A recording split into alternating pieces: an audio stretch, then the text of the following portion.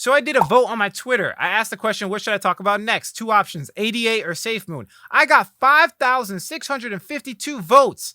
And 85% of them, which is a huge number, that's 85%, were saying that they wanted me to make a video about Safemoon. Now, at first I was like, wow, my community really likes Safemoon. But then I did a little digging and I realized that the Safemoon community just wants to pump their own coin. They want a YouTuber to promote their cryptocurrency. And that's when it was at this moment that he knew he fucked up. Because they didn't realize that when I make a video, I tell the truth, oh, so help me God. That's what I do. That's what I'm known for. I'm honesty, integrity. I'm not the smartest person. I know I look the best. I mean, obviously, I look great. I'm just joking. That's obviously a joke. The mustache has powers. No, it doesn't. Just joking. But seriously, I tell the truth. And that's why I'm here. And I will continue to do that. So I'll be going into every little dirty detail about Safemoon in extreme depth. Keep watching.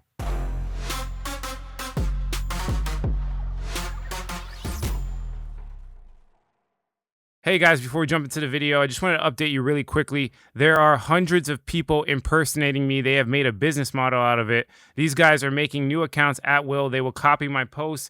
They will copy my avatar. They are going to copy and paste everything about my life to convince you that they are me. You guys know the only thing I sell is the fundamentalsecrets.com, my digital course. So if you apply there, then yes, somebody will reach out. Other than that, guys, it's a scammer. Don't let them take your money. What's going on, everybody? Alex back with another video, and today we're talking about Safemoon. I'm going to go into the negatives and the positives of this platform. I'm also going to go into all the controversy around Safemoon and exactly why they haven't rebounded off of price. Maybe it's Bitcoin. Maybe it's their system. I don't know. We'll go into all the details. And one other piece of truth that you should definitely be aware of is the fact that you haven't liked the video yet.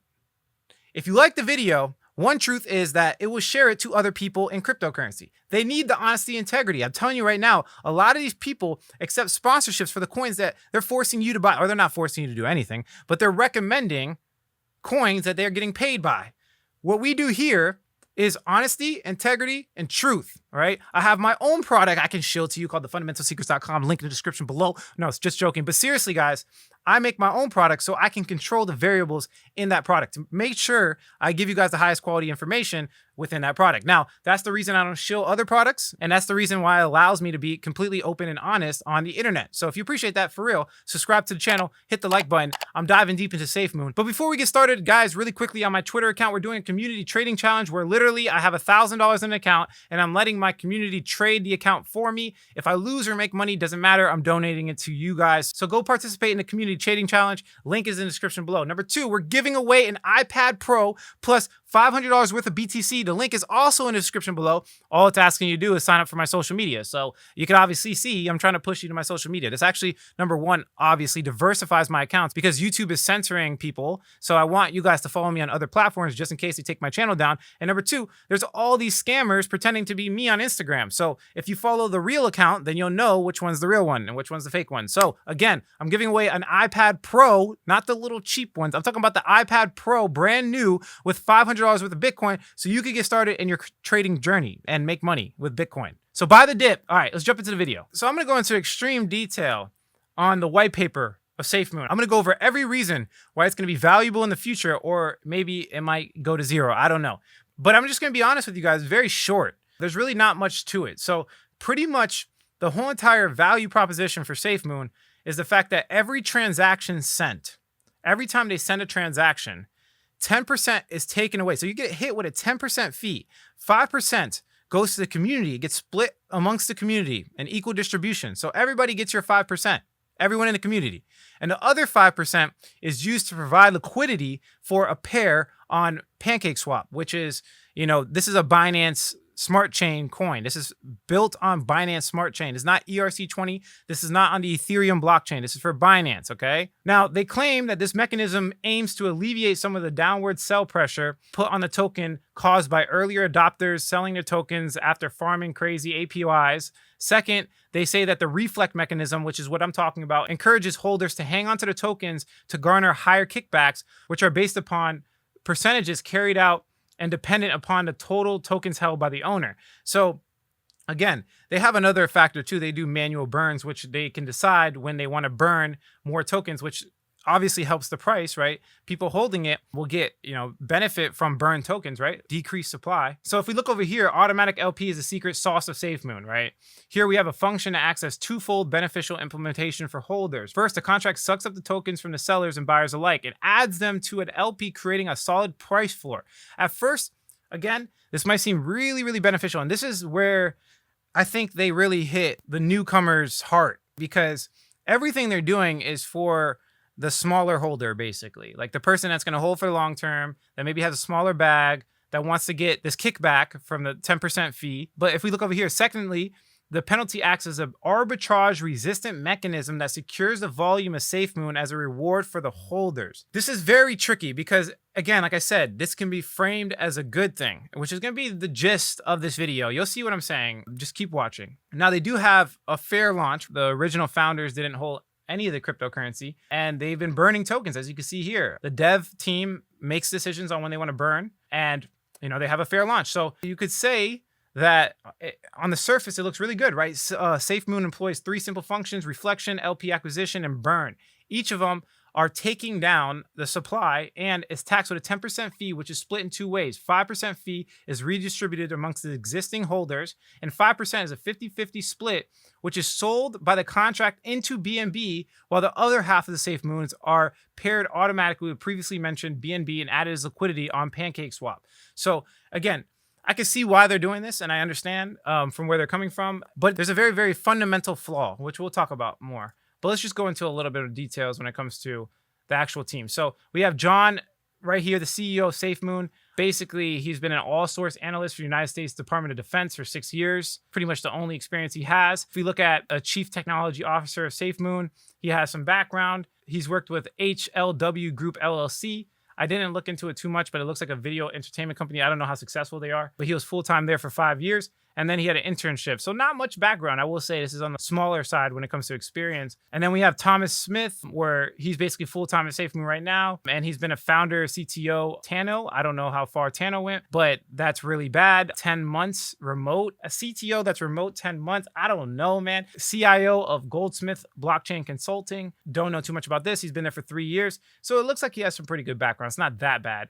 I've seen much better, but CTO for 10 months, I don't like it. It just shows people jumping from back and forth, right? You want people to stick to things for long periods of time. That's what you want. And it doesn't look like they're very, very deep when it comes to the team. So the team, I'm not going to lie, it's kind of weak. It's kind of weak. And you can see the community's responding to that, which I'll show you some articles that we're looking at. Also, if we look at some of the marketing, they have pretty good marketing. Facebook is not really that good. But if you look at their Twitter, they're almost like at 1 million followers. It's pretty big. Right, 982K followers. Look at that, 5.9K likes. I mean, I knew this was going to be like this because of, the poll I did. They shared my poll with all the community to the point where they kind of forced this video, literally. You can see it with cryptocurrencies like XRP, very community driven, big time community. Their Instagram's pretty good, 123K followers. That's actually really, really big. If we look at the price right now, we can see that it's been kind of on a steady decline for a pretty long period of time. If you go to max, we reached a high over here in May. This was like the high for Bitcoin as well. And ever since then, we have no price recovery. Even with this recent altcoin frenzy in the past couple of days, depends on when you're watching this video, but this little altcoin thing that's going on, we don't really see any rise at all. And remember, Safemoon was a very popular token. I went to multiple conventions and I saw them there. I even saw the lead developer and everything. And for some reason, look, the 30 days now down negative 37%. No recovery at all. It's just been straight down. That's really bad. And we'll go over some of those details as well. This is another problem that really bothered me about Safemoon is the fact that they don't have any liquidity. If we come over here and scroll down, you can see they're only on a couple of exchanges. If we go to their main website, again, only a couple of exchanges, very small liquidity. And that's a bad thing because we're not getting any big purchases from big exchanges like Binance and stuff, which makes no sense to me if you really think about it, because it's not even on Binance.com. That's a big problem. We have PancakeSwap, but that's a decentralized exchange. Anyone can launch on a decentralized exchange. I'm looking for liquidity on centralized exchanges because that's where the vast majority of the trading happens in cryptocurrency. They have zero liquidity. I do not like that in a crypto. Just be clear with you guys. Now, if we look at the product section, the question is, are they solving a hair on fire problem? And when it comes to a hair on fire problem, that basically means something to where if my hair was on fire right now and you tried to sell me water, what's the likelihood of me buying water? it's probably pretty much indefinite. Like, I'm buying that water because my hair is going to die. You're like, I'm going to die, right? So I'm taking that water and I'm dumping it on my head. I'll buy it for any price. Now, their hair on fire problem just seems to be built into the actual blockchain itself. Pretty much all they want to incentivize is people to hold long term, which is a problem because that's like the only problem it's solving. You're just incentivizing people to hold. That's it. There's no other value. They're claiming they're coming out with a wallet. They said it's going to be on Android. Why not iOS? Like, that's ridiculous. This is like number 77 on CoinGecko. This is like a very, there's a lot of money invested into this coin, and they don't have enough to build an iOS and Android app. That's a big red flag. I'm just going to say, they're saying they're going to come out with exchange and a hardware wallet. This all coming soon as their promises. Not for sure, but they had a beta sign up. They're saying it's closed. They're supposed to come out actually relatively soon. I believe they have an announcement August 8th. So hopefully they can, come out with something legitimate. But even a wallet is not really a proposition. Even if someone just comes out with a wallet, pretty much every major cryptocurrency has their own wallet. That's not like the thing that sets it apart at all. That is not a hair on fire problem solver. That does not solve, just because you have a wallet does not mean I'm going to buy your water, all right? And it's the same thing with the mechanism, the burning mechanism. That should not be the only sales proposition for this coin. This is the major problem I keep trying to tell people. There's no real value. There's no application of this coin except for the fact that they want you to hold. That's it. Also, I think something that's really big problem is that they're incentivizing you to hold with the burning fee. So you can't send your money somewhere without being hit by a 10% fee, which in some cases, I send my ETH to 4 different wallets, and I'm going to get hit with a 10% fee every single time I send it. That's ridiculous. So it's forcing people to hold the coin. Now, if you want a coin to hold Bitcoin. You're not going to outcompete Bitcoin. It's the first coin, and it's not on the Binance Smart Chain. The Binance Smart Chain is highly centralized. No one takes anything on Binance Smart Chain as a real store of value. Let's just get that clear. I'm sorry, Safemoon community. I know I'm going to get a lot of downvotes. This is just the truth. If you are trying to be a store of value, why are you on the Binance Smart Chain? The Binance Smart Chain itself is centralized. It has something called proof of authority consensus mechanism, meaning they get to pick their validators. And you're trying to compete with Bitcoin, which is decentralized, the first coin of its kind, with massive adoption and ATMs and pretty much everything. And that doesn't make sense to me. I think their vision is skewed. And the only reason they went viral is because of the fact that people want to make money with the 10% fee thing. That's really it. And that's what you call, I wouldn't call it it's not really a Ponzi scheme, but it's very close. They're getting there. Now, if we look over to the actual repository, you can see that they're not getting any code commits. Like, there's literally nothing happening from the developers. That's a big red flag. So pretty much, as you can see from this article, the only news that's coming out is their wallet, which is subpar. Unless this wallet has something like crazy staking feature or something, that does not convince me of the price pumping. Like, it's not even enough news for the price to go up. That's a fact, because it's about to come out soon. Now, I looked into it deeper, and I want to dive into this one part here, because it's kind of hit this home for you. You'll understand what I'm saying after this. Basically, we have an audit report, which I'll go into, but let me really quickly read this. Look at how many likes this has. First off, it has 734 upvotes, and this guy's basically ripping the dev team a new one, right? They're talking about how they're unorganized, about how they're giving these promises that are not being accomplished. There was never a 500-person beta. They said they had 90,000 applications, narrowed it down to 500. Never told us it was for Android only. They just came out with that. They keep throwing the non-disclosure agreements. Look, all I know is that when the community's mad and they're upvoting this, and I saw another one that was upvoted as well. There was another post that was upvoted that they took down, that somebody was trying to show in Reddit. That's a big problem, man. Look, as of now, the only thing the team has delivered has been merch and a third-party ETH bridge. Lack of communication. They don't follow through with their own statements. This comes from a lack of experience. Let me tell you firsthand, because when I first started entrepreneurship, I did the same thing. I made all these promises in the world, and I couldn't really pull through with it. Before I keep shooting it down, let's come to the last part here. Let me just go over the 3 major reasons, and then we'll kind of conclude it on the last reason. Number 1, there's no real value. It does nothing other than incentivize people to hold. And you're trying to compete against Bitcoin, and you're not on the Binance centralized smart chain. Doesn't make sense. Number 2, the burn fee incentivizes people to hold. You cannot move your money from wallet to wallet. So literally, the only thing it's doing is collecting dust in your wallet. It does not solve the hair on fire problem, and there's no use case for it at all. Now, bringing it to number 3, and the last one kind of puts the cherry on top for me.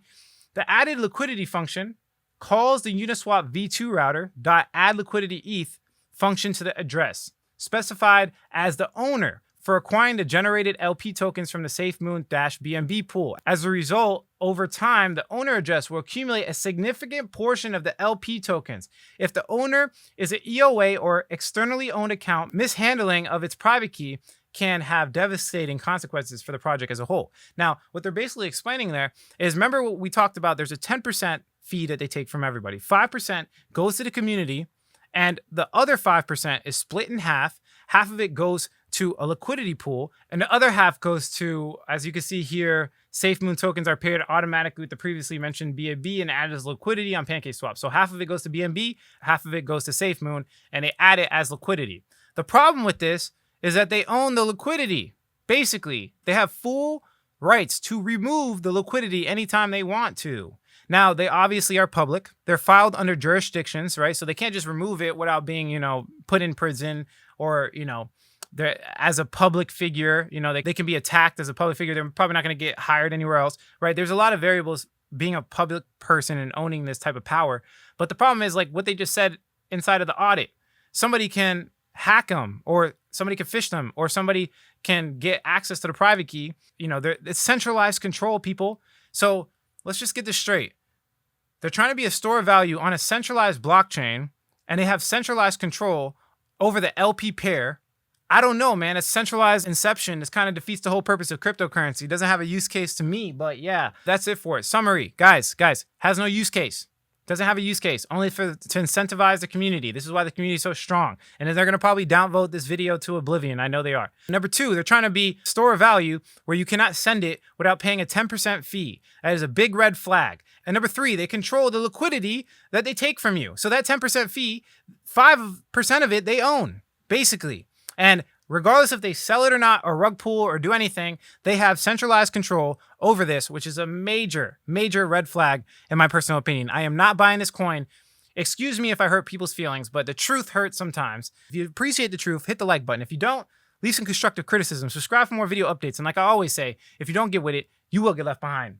And I will tell the truth until I die, regardless if people like me or not. Thanks for watching this video, guys. Catch you in the next one. Alex here, quick update, quick announcement. Guys, I have a new community number, so I got a second phone. You could directly text me. I'm answering all questions. My new phone number is 954-758-5473. Again, that's 954-758-5473. I'm answering all comments. Go ahead and text me now. Let's have a conversation.